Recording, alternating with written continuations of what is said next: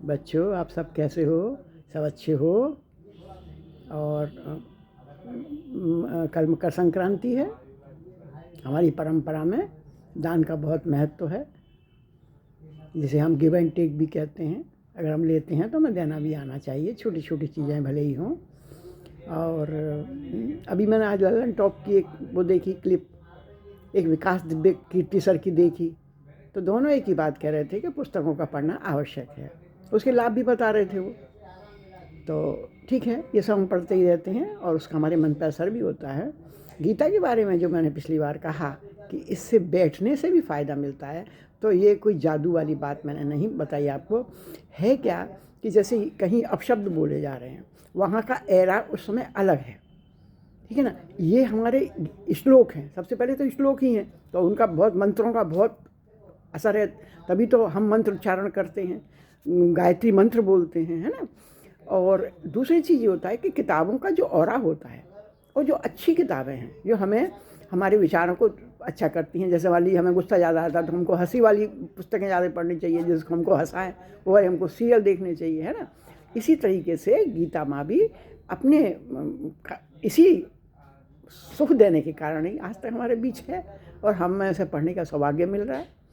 तो आज हम पढ़ेंगे, लेकिन इसकी बार बार जब आप टीका सुनेंगे, विभिन्न टीका जब आप आगे चल के पढ़ेंगे, तब आपको लगेगा कि वास्तव में उस समय का पढ़ा हुआ हमारे बड़े काम आया। और मैं देख भी रही हूँ आप पसंद कर रहे हैं। सबको नमन, सबको बंदन, गीता माँ के चरणों में प्रणाम। और हम ये यहाँ 6वें अध्याय तक आ गए हैं। थोड़ा सा हम सब्र बनाए रखेंगे तो हमें बहुत अच्छा लगेगा और एक पारायण हो जाएगा कि हम कह सकेंगे कि हमने गीता सुनी। क्योंकि मुझे क्या है, मेरे पास योग वशिष्ठ नहीं था, तो मैंने आपको ये जो हैं मोहन गिरी, जो कोषाध्यक्ष राम मंदिर के, उन्हें योग वशिष्ठ पूरी याद है। उन्होंने एक बार सुनाई, मैंने सुनकर उनसे पूरी योग वशिष्ठ सुनी, क्योंकि उसमें मनोमय, उसमें बताया गया है कि आपका मन ही आपका संसार है, और उसको बड़ी व्याख्या की गई है। तो कुछ किताबों के बारे में कभी आपको जिक्र करूँगी जो मैंने सुन के समझा है, जो मेरे पास नहीं है। तो कुछ किसी भी तरीके से हो ज्ञान हमारे पास आए, ये बस एक थोड़ा सा भाव है जो हमेशा अपने को आह्लादित करता है, आनंदित करता है और जागरूक करता है और बुद्धि देता है। तो हमने यहाँ से सुन पढ़ा था, सुहिन्मैत्रा युदासीन मध्य स्वदेश बंधुषु साधुष्वपि च पापेषु संबुद्धि विशिष्यते। सुहृदय, मित्र, बैरी, उदासीन, मध्यस्थ, द्वेष्य और संबंधियों में तथा साधु आचरण करने वालों में और पाप आचरण करने वालों में भी समबुद्धि वाला मनुष्य श्रेष्ठ है। इसमें थोड़ा सा मैं ये कहना चाहूँगी, पाप बुद्धि करने वाला ये है कि वो थोड़ा सा उन लोगों से पीछे हैं, थोड़ा सा पीछे हैं। ज्ञान उनको जिस दिन आ जाएगा तो वो हमारे समकक्ष हो जाएंगे, इसीलिए बैर करने का कोई प्रश्न ही नहीं है। जिनसे व्यवहार में एकता नहीं करनी चाहिए और एकता कर भी नहीं सकते, उन मिट्टी के ढेले, पत्थर और स्वर्ण में, और सुहृदय, मित्र, बैरी, उदासीन, मध्यस्थ, द्वेष, बंधु, साधु तथा पापी व्यक्तियों में भी कर्मयोगी महापुरुष की समबुद्धि रहती है। तात्पर्य है कि उसकी दृष्टि सब प्राणी पदार्थों में समरूप से परिपूर्ण परमात्मा तत्व पर ही रहती है। परमात्मा तो सब में है, परम तत्व पर ही रहती है। जैसे सोने से बने गहनों को देखें तो उनमें बहुत अंतर दिखता है, पर सोने को देखें तो कोई अंतर नहीं, एक सोना ही सोना है। इसी प्रकार सांसारिक प्राणी पदार्थों को देखें तो उनमें बहुत बड़ा अंतर है, पर तत्व से देखें तो एक परमात्मा ही परमात्मा है। योग युज्जीत सतत्मात्मनम रहसी स्थित एकाकी यच्चितात्मा निराशीर परिग्रह। भोग बुद्धि से संग्रह न करने वाला, संग्रह तो जरूरी है जीवन चलाने के लिए, लेकिन अनावश्यक चीज़ों का संग्रह, इच्छा रहित और अंतःकरणता शरीर को वश में रखने वाला, जो हमारे लिए ये जरूरी है। शरीर को वश में रखने वाला योगी अकेला एकांत में स्थित होकर मन को निरंतर भगवान में लगाए। आप कहेंगे भगवान में कैसे लगाएं? तो देखिए, मैं आपको इसमें एक सूत्र बताऊं कि जब हमारा मन किसी की बात पर चोट पहुंचती है या किसी को हम कुछ बोल देते हैं, तो बार बार हमारे दिमाग में वो रील चलती है। और उस रील को कैसे हटाएं? तो उस रील को हटाने के लिए क्या करेंगे? हम कोई भजन करें, हम कोई देशभक्ति का गीत गाएं, तो वो चीज़ हट गई ना। तो ये एक फिलॉसफी है कि जब आपका मन दुखी हो या आपका ऐसा लग रहा हो कि बहुत अलग अलग के जो मेरे पास प्रहार हुए हैं या विचार आ रहे हैं, ये मेरे लिए व्यक्तित्व तो अच्छे नहीं है, तो फिर कुछ ऐसा करो, है ना, या गाना सुनो या देशभक्ति गीत सुनो। इसी में एक प्रभु का नाम भी आ गया कि प्रभु के बारे में जानो, सुनो, उनकी लीलाएं देखो। चलिए अपन आगे बढ़ते हैं। ध्यान योग के अधिकारी वह है जो अपने सुख भोग के लिए विभिन्न वस्तुओं का संग्रह नहीं करता, जिसके मन में भोगों की कामना नहीं है, जिसका अंतःकरण तथा शरीर उसके वश में है। जो हमारे समझने की बात है, जिसका अंतःकरण तथा शरीर उसके वश में है। तात्पर्य है कि ध्यान योग के साधक का उद्देश्य केवल परमात्मा को प्राप्त करने का हो। युद्ध के समय में अर्जुन को ध्यान योग का उपदेश देने का क्या औचित्य है, यह एक प्रश्न आया है। उत्तर पक्ष, अर्जुन पाप से डरते थे, युद्ध से नहीं। उन्हें युद्ध से अधिक अपने कल्याण की चिंता थी। गीता 2 7वां 3 2 5वां 1 अध्याय गीता में वर्णन करते हैं। इसी कारण गीता मानव मात्र के कल्याण का मार्ग प्रशस्त करती है। शुचो देशे प्रतिष्ठाप्य स्थिर मानसमात्मन नात्योंचितम नात नीचम चैलाजिन कुशोत्तरम। शुद्ध भूमि पर जिस पर क्रमशः कुश, मृगछाला और वस्त्र बिछे हैं, और जो न अत्यंत ऊंचा है न अत्यंत नीचा, ऐसे अपने आसन को स्थिर स्थापन करके ततेकाग्र मनः कृत्वा यतचेज चितेन्द्रिय क्रिय उपविश्यासने युज्याध्योगमात्म विशुद्धये। उस आसन पर बैठकर चित्त और इंद्रियों की क्रियाओं को वश में रखते हुए मन को एकाग्र करके अंतःकरण की शुद्धि के लिए योग का अभ्यास करें। समय काय शरीरो ग्रीव धार्यन्न चलम स्थिर सप्रेक्षम नासिकाग्रम स्वदिश्य चानवलोकयन। काया, सिर और गले को सीधे अचल धारण करके तथा दिशाओं को न देखकर केवल अपनी नासिका के अग्रभाग को देखते हुए स्थिर होकर बैठें। प्रशांतात्मा विगत भीमवर्चचारि व्रते स्थित मन सम्यम मच्चित्तो युक्तासीत मत्पर। जिसका, अब बात सुने अपन ना, जिसका अंतःकरण शांत है, जो भय रहित है और जो ब्रह्मचारित व्रत में स्थित है, ऐसा सावधान ध्यान योगी मन का संयम करके मुझ में चित्त लगाता हुआ मेरे परायण होकर बैठे, जिसकी हमने अभी थोड़ी चर्चा की। जिसका अंतःकरण राग द्वेष आदि से द्वंद्वों से रहित है, जो शरीर में मैं मेरापन होने से भय रहित है, और जो वही ध्यान योग का अधिकारी है। ध्यान योगी सावधानी पूर्वक मन को सभी जगह से हटाकर भगवान में लगाए, वह भगवान के ही परायण हो, अर्थात भगवत प्राप्ति के सिवाय अन्य उसका कोई उद्देश्य न हो। उस समय उजुन्नेव सदात्मानं योगी नियत मानस शांति निर्वाण परमां मत्साथा मधिगच्छति। वश में किए हुए मन वाला योगी मन को इस तरह से परमात्मा में लगाता हुआ मुझ में सम्यक स्थित वाली जो निर्वाण परम शांति, उसी को प्राप्त होता है। नात्यशनतस्तु योगस्ति चैकांत मनशनत न चाहति स्वप्नशील से जागृतो नैव चार्जुन। हे अर्जुन, यह योग न तो अधिक खाने वाले का और न बिल्कुल न खाने वाले का तथा न अधिक सोने वाले का और न बिल्कुल न सोने वाले का ही सिद्ध होता है। अब इसमें नियम बता रहे हैं, जीवन का नियम कि कौन अच्छे से अपने जीवन को संयमित कर सकता है। तो उसमें बिल्कुल न खाने वाला और बहुत खाने वाला, ये दोनों इसमें बाध्य हैं। युक्ता विहार से युक्त चेष्टस्य कर्मसु युक्त स्वप्नावबोधस्य योगो भवति दुःखः। दुखों का नाश करने वाला योग तो यथा योग आहार और विहार करने वालों का, कर्मों में यथायोग चेष्टा करने वालों का तथा यथायोग सोने और जागने वालों का ही सिद्ध होता है। यथा विनियतम चित्तमात्मन्येवावतिष्ठिते निष्प्रह सर्वकामेभ्यो युक्तिच्युते सदा। युक्त उच्यते तदा। वश में किया हुआ चित्त जिस काल में अपने स्वरूप में स्थित हो जाता है, स्वयं संपूर्ण पदार्थों से निष्प्रह हो जाता है, उस काल में वह योगी ऐसा कहा जाता है। उस काल में वह योगी है ऐसा कहा जाता है। यथा दीपो निवातस्थो नेंगते सोपमा स्मृता योगिनो यत चित्तस्य युज्यतो योगमात्मना। अब जो मैंने बात कही कि सब जगह से मन को हटाकर हमको अच्छे विचारों को ओर ले आने के लिए, वो सब भगवान की परायण की बात है। हम कुछ भी करें, अच्छा कुछ भी करें, अपने मन को शांत रखने के लिए, अपनी बुद्धि को शांत रखने के लिए, अपने आप को अपने वश में रखने के लिए जो भी कार्य किए जाएं मानसिक रूप से, वो सारे के सारे ईश्वर पारायण में आते हैं। अब वो उदाहरण दे रहे हैं वो, जैसे स्पंदन रहित वायु के स्थान में, वायु बिल्कुल चल नहीं रही है, स्थिर दीपक की लौ हिलती नहीं है। योग का अभ्यास करते हुए वश में किए हुए चित्त वाले योगी के चित्त की भी वैसी उपमा कही गई है। यतो परमते चित्तम निरुद्ध योग सेवया यत्र चेवात्मनात्मानं पश्यन्नात्मनि तुष्यति। योग का सेवन करने से जिस अवस्था में निरुद्ध चित्त उपराम हो जाता है, सारे इधर उधर के विचार हट जाते हैं, तथा जिस अवस्था में स्वयं अपने आप को देखता हुआ अपने आप में ही संतुष्ट हो जाता है कि मुझे जो कुछ ईश्वर ने दिया है मेरे लिए पर्याप्त है, मैं जिस लायक था वो मुझे मिला। दूसरे अध्याय के 55वें श्लोक में जिस तत्व की प्राप्ति कर्मयोग से बताई थी, उसी तत्व की प्राप्ति यहाँ ध्यान योग से बताई गई है।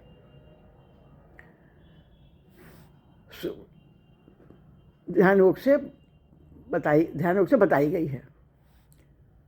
सुखमात्तिकम यत् बुद्धिग्राहमतीन्द्रियम वैति यत्र चेवायम स्थिश्चलति तत्वतः। जो सुख आंतरिक अतीन्द्रिय, इंद्रियों से भी ऊपर, जो सुख आंतरिक अतीन्द्रिय और बुद्धिग्राह है, उस सुख का जिस अवस्था में अनुभव करता है और जिस सुख में स्थित हुआ हुआ ध्यान योगी तत्व से फिर कभी विचलित नहीं होता। मतलब जब भी उसका फिर ऐसा होता अभ्यास हो जाता है कि जब भी उसका मन खराब हो या जब भी उसको ऐसा लगे कि मेरे विचार अच्छे नहीं आ रहे हैं, मुझे नेगेटिव विचार आ रहे हैं, या मैं किसी घटना से बहुत प्रभावित हो गया हूँ, तो हमको ईश्वर की ओर ध्यान लगाकर बैठना चाहिए, जिससे कि हमारा मन शांत हो और एकाग्र हो और अपने वश में हो। धीरे धीरे अभ्यास से अपने वश में होता जाता है, फिर उसकी आदत हो जाती है। और ये तो हम जानते हैं, सांस देने वाला तो वही है, तो चलो इसी बात को मान लेते हैं कि चलो सांस देने वाला वही है, तो ठीक है भैया, योग कर लेते हैं, उसका ध्यान कर लेते हैं, कोई बड़ा परेशानी नहीं है। जो सुख ध्यान योगी को जिस अविनाशी सुख का अनुभव होता है वह प्रकृति जन्य गुणों से अतीत है। इसीलिए उस सुख को आत्यंतिक अर्थात सात्विक सुख से विलक्षण, अतीन्द्रिय अर्थात राजस सुख से विलक्षण और बुद्धिग्राह अर्थात तामस सुख से विलक्षण बताया गया है। यह लब्ध्वा चापरम लाभम मन्यते नाधिकम ततः यसी स्थिनो यस्मि स्थितो न दुखेन गुणरापि विचाल्यते। जिस लाभ की प्राप्ति होने पर उससे अधिक कोई दूसरा लाभ उसके मानने में भी नहीं आता, और जिसमें स्थित होने पर वह बड़े भारी दुख से भी विचलित नहीं किया जा सकता।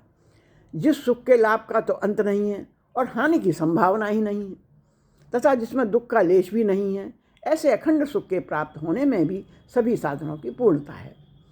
और मेरा तो ऐसा विचार है कि हमें कोई भी उपलब्धि मिले, सबसे पहले ईश्वर के अर्पण। प्रभु तुमने ऐसा दिमाग दिया, प्रभु तुमने ऐसी स्थितियाँ पैदा करी जो हमें ये प्राप्त हुआ। तो मुझे लगता है ये सब ईश्वर का ध्यान ही है। बार बार उसको किसी बहाने याद करो। तविद्याद दुख संयोग वियोग योग संजितम सन्निश्चयन योक्तव्यो योगो निर्वणं चेतसा। संयोग तथा वियोग का विभाग अलग और योग का विभाग अलग है। शरीर संसार के संयोग का वियोग का तो अवश्य असंभावी है, पर परमात्मा के योग का कभी वियोग होता ही नहीं, होना संभव ही नहीं। कारण कि शरीर संसार कभी हमारे साथ रहते ही नहीं और परमात्मा कभी हमारा साथ छोड़ते ही नहीं।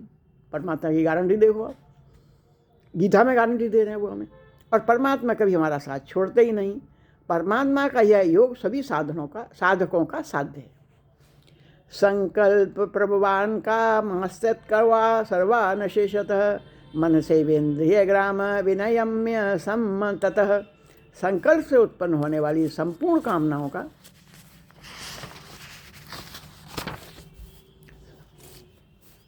सर्वथा मन से दूर करके और मन से ही इंद्रिय समूह को सभी ओर से हटाकर सारे शरीर को अपने बस में करके शनय शनय रूपर भेद बुद्धिया धरती ग्रहीतया आत्मसंस्थत मना कृत्वा न किंचिदपि चिंतयेत। सर्वप्रथम साधक बुद्धि से निश्चय कर ले कि संपूर्ण देश काल क्रिया वस्तु व्यक्ति आदि में एक परमात्मा तत्व चिन्मय सत्ता मात्र से परिपूर्ण है, कि वो सब जगह वही है, उसी का संसार उसने ही बनाया है। उस परमात्मा तत्व के सिवाय कुछ भी नहीं। वह किसी का भी चिंतन करेगा तो किसी का ही चिंतन होगा, और किसी का भी चिंतन नहीं करेगा तो परमात्मा का चिंतन होगा। देखो शुरू में अपन ने इस पर विचार किया था। वह किसी का भी चिंतन करेगा तो किसी का ही चिंतन होगा, और किसी का भी चिंतन नहीं करेगा तो परमात्मा का चिंतन होगा, अर्थात परमात्मा में स्थिति होगी। मुझे कुछ भी चिंतन नहीं करना। ऐसा आग्रह भी साधक न रखे।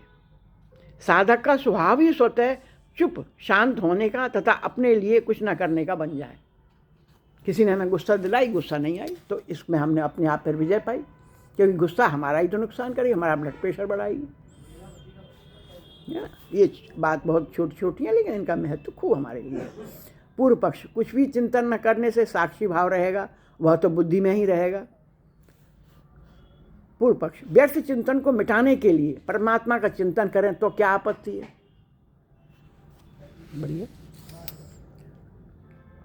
एक चिंतन किया जाता है, अभी अभ्यास के बाद की बात आगे देखो। एक चिंतन किया जाता है, एक स्वतः होता है।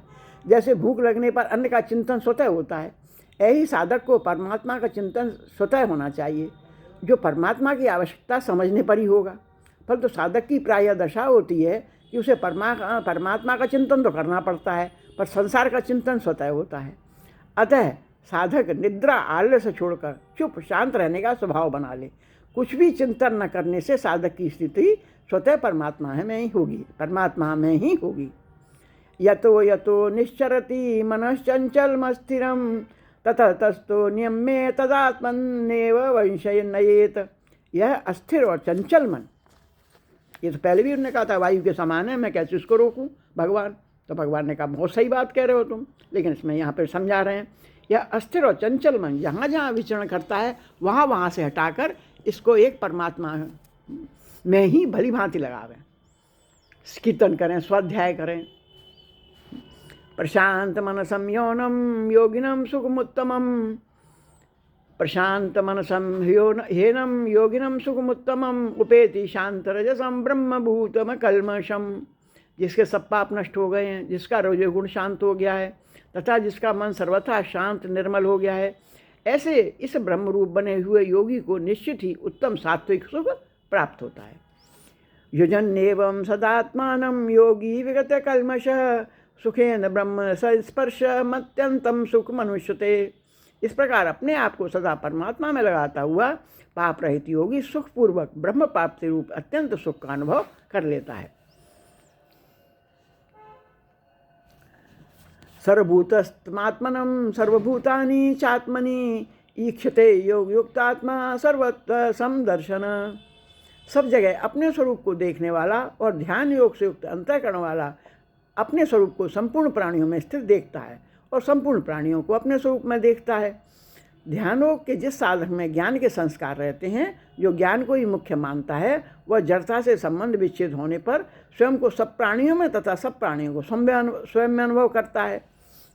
अब भगवान आगे बताते हैं, बड़ा प्यारा श्लोक है। यो मां पश्यति सर्वत्र सर्वत्र च मयि पश्यति तस्याहं प्रणश्यामि सच में न प्रणश्यति। जो भक्त सब में मुझे देखता है और मुझ में सबको देखता है, उसके लिए मैं अदृश्य नहीं होता और वह मेरे लिए अदृश्य नहीं होता।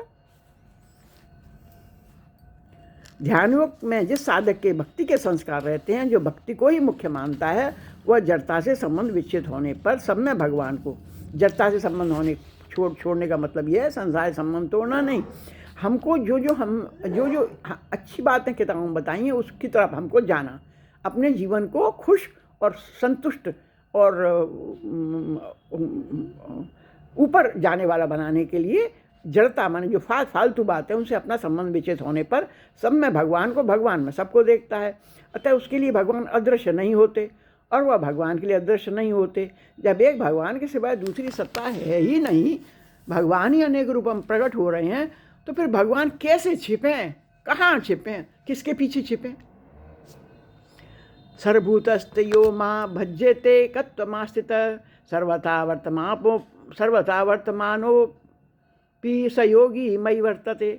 उसमें मुझ में एक ही भाव से स्थित हुआ जो यो भक्ति योगी संपूर्ण प्राणियों में स्थित मेरा भजन करता है, वह सब कुछ बर्ताव करता हुआ भी, मतलब संसार में जीता हुआ भी मुझ में ही बर्ताव कर रहा है, अर्थात वह नित्य निरंतर मुझ में ही स्थित है। भगवान का भक्त अपने शरीर के सहित संपूर्ण संसार को भगवान का ही स्वरूप समझता है, इसीलिए वो नित्य निरंतर भगवान में ही रहता है और भगवान में ही सब बर्ताव करता है। उसके भाव में ये 5 बातें रहती हैं। पहला, मैं भगवान का ही हूँ। दूसरा, मैं जहाँ भी रहता हूँ भगवान के दरबार में ही रहता हूँ।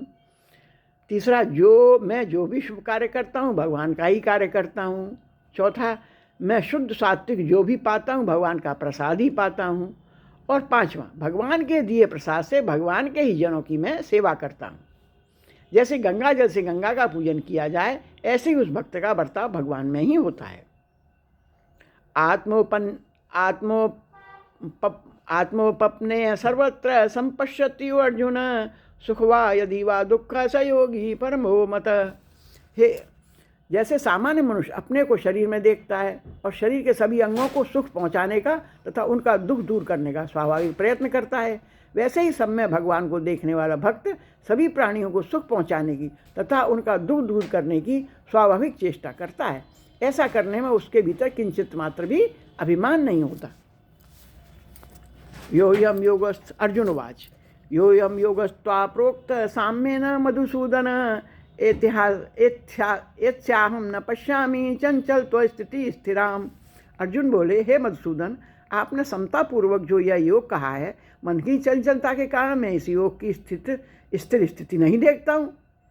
चंचलम ही मन कृष्ट प्रमाथि बल बद्रवम तस्याहम निग्रहम मन्ये वारोर भी दुष्करम। देखो जो बात यह आई है, कारण भगवान बोले, कारण कि हे कृष्ण, मन बड़ा ही चंचल है। अर्जुन बोलता, प्रमथशील है, दृढ़ है, जिद्दी है और बलवान है। उसको रोकना मैं आकाश में स्थित वायु की तरह अत्यंत कठिन मानता हूँ।